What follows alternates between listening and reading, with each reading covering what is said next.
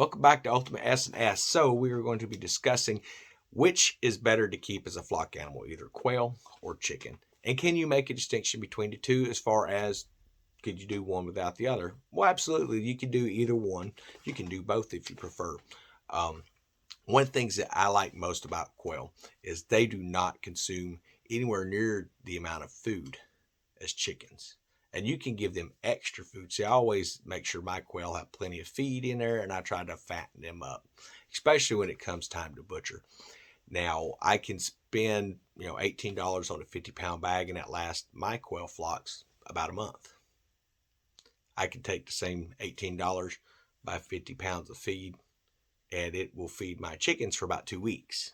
So you're looking at about double the cost, and that's between 10 birds to 50 quail. So then you look at the weight. How much does a quail bird weigh versus a chicken? Well, obviously a chicken weighs quite a bit more. Takes them longer to get where it's worth the effort for the meat. But quail, within 8 weeks, you can butcher them out. And while there's not as heavy a meat as, say, a chicken, there's still plenty of meat there. And the amount of time, if it takes you, we'll say, 4 months. Probably takes longer than that, but we'll call it 4 months to get a chicken from hatch to butcher weight. And I'm talking about dual purpose chicken. I know they have specialty breeds. We're talking about birds that you can cultivate here on your own property. So on a dual purpose bird, you're looking at 21 days for hatch. With quail, it's 18. And then you're looking at within 8 weeks that quail could be butchered. For a chicken, you're looking at least 15 weeks. So you could actually raise quite a few quail, depending on the size of the incubator. You could be coming up with quite a few quail. And for the amount of feed that you're feeding those chickens to get them to weight, you could have 2, 3, 4, 5.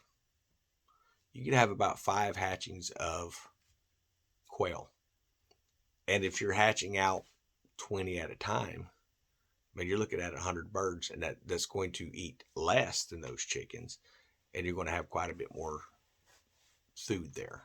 And if you're keeping part of it for eggs, then you're going to be adding eggs and stuff. Understand a chicken can take, depending on the breed, between 5 to 6 months before it'll even start laying. There are some that start a little earlier, but that's typically the average. When it comes to quail, within 13 weeks from them hatching to popping eggs. And the older they get, the larger the eggs get. Now, I'm getting some rather large eggs now from my jumbo quail. And for those that are mistaken about what a jumbo quail is not an offset breed of Carternix quail or the Japanese quails. What they are is just a really large bird. It's the same type of birds, just some of them are bigger than others. And you can breed that, just large birds to large birds, and you will have larger birds. And they're not considerably larger, but they do have a considerably larger egg, which is kind of nice. It takes about 2 of those jumbo quail eggs, we'll say 3 to make the size of 4 of the normal ones. But it's not really that big of a difference. And you're looking at a bird that's going to consume even more food. So me personally, I don't even see the point in trying to breed just one particular type. I put them all in together. I do not keep the brown range quail, way too aggressive for the flocks. Those are eliminated right after hatch. I do not bring them to maturity. I might bring them up to 8 weeks and butcher them out, but I don't let them get much older than that. And that's just me. Now for the chickens, you're looking at scratch and things like that. The manure is very hot.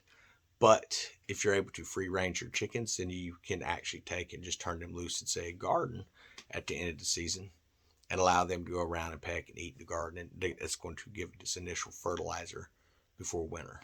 So there's that perk to a chicken that you really can't do with a quail, because quail, while they will eat bugs, while they will eat certain types of greens and stuff, what I've noticed is it's not really their staple of their diet. They're more of a seed type of an animal or a grain type of an animal. So if you're buying really good feed, typically that's all they need. Now I've thrown in stuff that people say, yeah, my quail love this, and throw it in, and they don't even touch it. It literally sits there in the cage, dries up, falls through the bottom of the screen because they won't touch it. so sprouts and stuff like that. That could just be because they've been raising them on that longer. I don't know. No idea. But what I do know is chickens love that kind of stuff. So, and when it comes to chickens, there's a little bit more variety, I think, what you can be feeding your chickens that could save you on that feed if you, one, have free range area, if you have a good garden, and you've planted just a plot just for chicken feed, stuff that they're going to eat. That's probably a cheaper way to do it, and you're going to get more bird for your buck that way. So, there are some cons to chickens, but there's a lot of pros as well. Same with the quail. There's some pros there, but there's also some cons. So you have to figure out what it is that you want. Do you want chickens to range your yard? Do you want to be able to grow certain types of stuff? Now understand, for quail you can grow millet and feed that to them, but the best way to do that is to crack the millet. Go ahead and start the milling process on it as it comes off of the plant. That way you don't have to be dealing with gravel and grit and stuff like that. If you're using a good source of feed, you don't have to be adding grit and stuff like that to it. And quail grit is about twice as expensive as chicken grit, and it's real small and you get less of it. It's just insane. But it is what it is to crush it on down.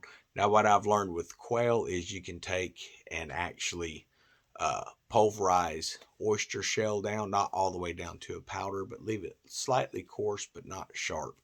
And that typically will work if they need something. So I give that to my birds. I'll give them the coarser eggshell. Well, I say eggshell, the coarser oyster shell once a week. And what that does is that helps when I feed them mealworms and stuff like that. Just make sure they're able to break down that carapace on the outside of that worm. But those are just a few things that I've noticed, guys. So, and maybe you have another type of animal you'd like to discuss, and if so, make sure you put it in the comments. Now, I will remain raising chickens, so I've got a number in my head, and I kind of knew going into it about how many I wanted. I want to have about 5 hens and a rooster, but my original number was 4 hens and a rooster, so we're just going to see where we end out. So we do have 3 small ones that are back there. One of them is definitely rooster. He's going to be going. That is a brown leghorn, and he's just going to get added to the food supplies that we've been stocking up here. The other 2, I believe, are female. One of them for sure. The other one, I'm still not quite sure on yet. But it just depends. I've got quite a few black Ashlorps. I'm going to do some research on it. By the time that one gets up to raising age, I will be able to look at my hens that are laying already and determine if one of them is a weak layer. Because I do know that brown leghorns lay eggs like crazy. But they don't necessarily lay as large of an egg either. But yeah, so that's just my opinions on it, guys. I hope everyone's having a great day. We're gonna put a little clip in here of the chickens for everyone while we went out and gave them some scratch, and got to get to work on the garden, guys.